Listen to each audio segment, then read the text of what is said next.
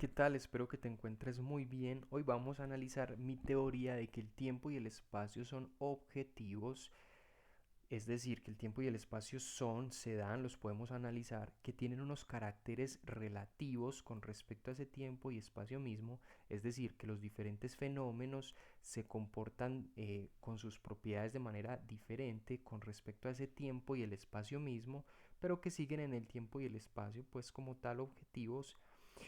Y esto lo vamos a analizar en relación a la pregunta o a la inquietud por la causalidad. ¿Cuál inquietud? La que podríamos tocar aquí o tomar aquí como un argumento en contra de mi teoría. ¿Cuál sería ese argumento en contra? Que alguien podría decir, pero ¿cuál es la causa? ¿Cierto? Siguiendo esta causalidad, ¿cuál es la causa de lo que es? ¿Cuál es la causa de esta objetividad? Algo así como, ¿cuál es el principio? ¿Cuál es el origen de mi teoría de la objetividad? ¿Cierto? ¿Cómo es que surgió de la nada? Entonces miremos si se genera como un conflicto entre la causalidad y mi teoría de la objetividad, porque es como si la causalidad estuviera mostrando que no hay una, o sea, que hay como algo, como si hubiera algo que no estuviera explicado aquí, porque ese origen parecería, ese supuesto origen parecería que yo no lo estoy analizando, ni que lo estoy tomando, ni que no lo estoy tomando en cuenta, sino que simplemente estoy dando por hecho que las cosas son, pero no estoy explicando su causa primera, por decirlo así. O sea, ¿cuál es la causa? ¿Cuál es el origen de esta objetividad? Hay que decir que ese enfoque tiene una mala interpretación. ¿A qué me estoy refiriendo? ¿Cuál es el error? Cierto, vamos a mirar el error. El error es el siguiente. Voy a tachar esto.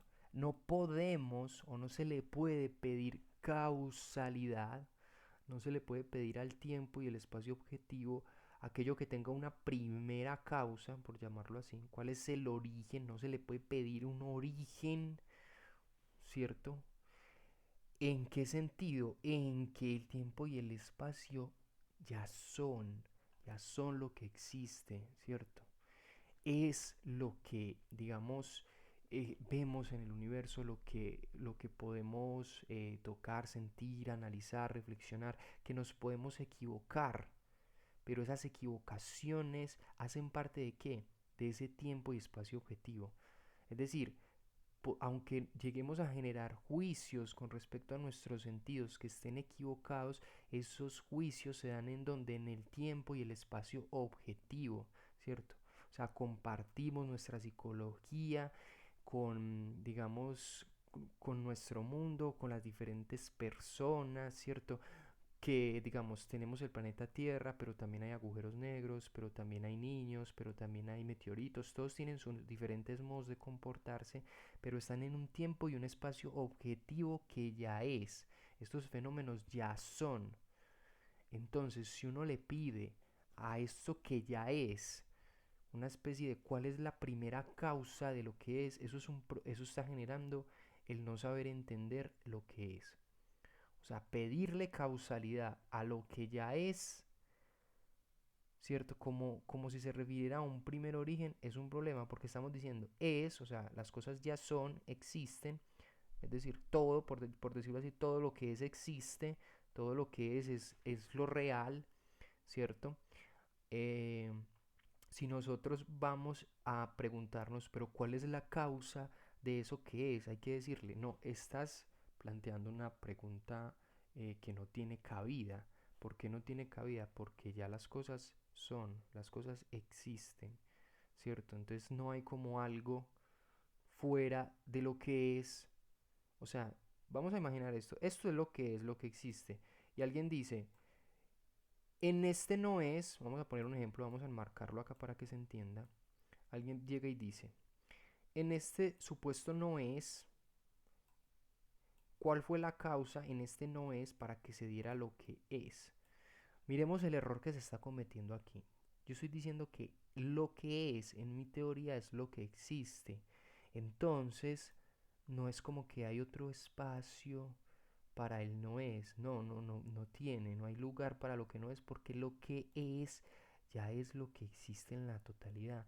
Entonces no hay como un lugar del que surgieron las cosas porque ya lo que es abarca todos los lugares.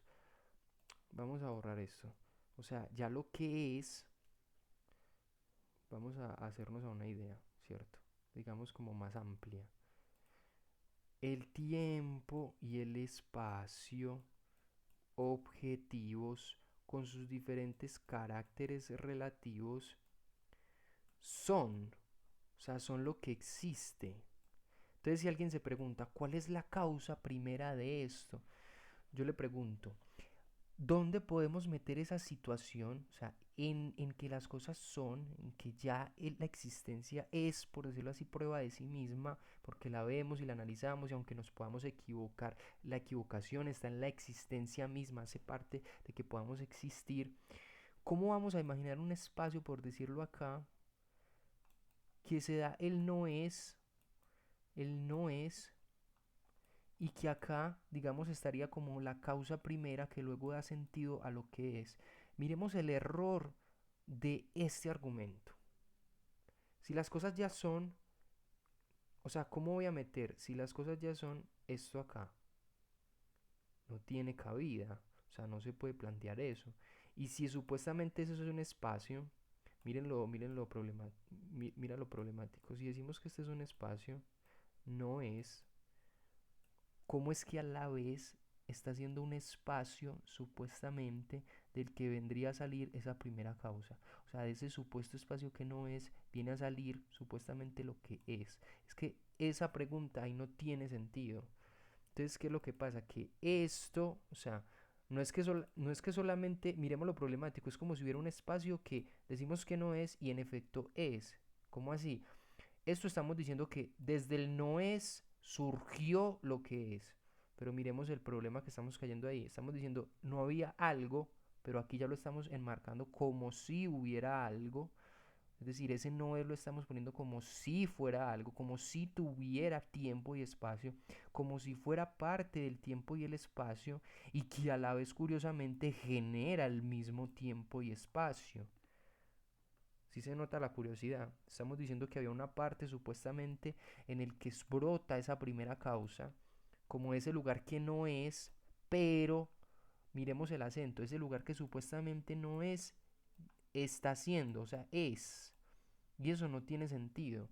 Si ya estamos diciendo que el tiempo y el espacio es, que son de manera objetiva, que tienen sus diferentes modos de comportarse, no puede haber un lugar que no es, porque todo lugar ya es, o sea, todo lugar ya es, ¿cierto? Es como decir, todo lo que es, digamos, existe, hay cosas, digamos, cosas, objetos y demás, no hay como una parte para el no es del que pueda brotar lo que es, eso no tiene sentido, no tiene cabida, así que por eso pongo ese acento, porque quiero que se entienda. En primer lugar, se tiene que entender qué es eso que estamos denominando por lo que es, por lo que existe, por lo que las cosas son, y a partir de ahí vamos a ver el problema que trae pensar una especie de no es como oposición a lo que existe, y vemos que eso no se puede dar, porque no hay como una parte que no es una parte, ¿cierto? Que sería eso que no es y que a la vez tiene lo que es, que es como en su negación. Eso no existe, eso no tiene sentido. Es como, imagina que estamos en lo que es, en lo que existe, y hay como un lugar que no es, que no existe, y a la vez tiene un lugar que es y existe, y que luego supuestamente ese lugar que no es y que no existe genera lo que es y lo que no existe. Ese argumento no tiene cabida. No tiene cabida, no se puede dar porque ya lo que es de ese tiempo y espacio es lo que propiamente existe.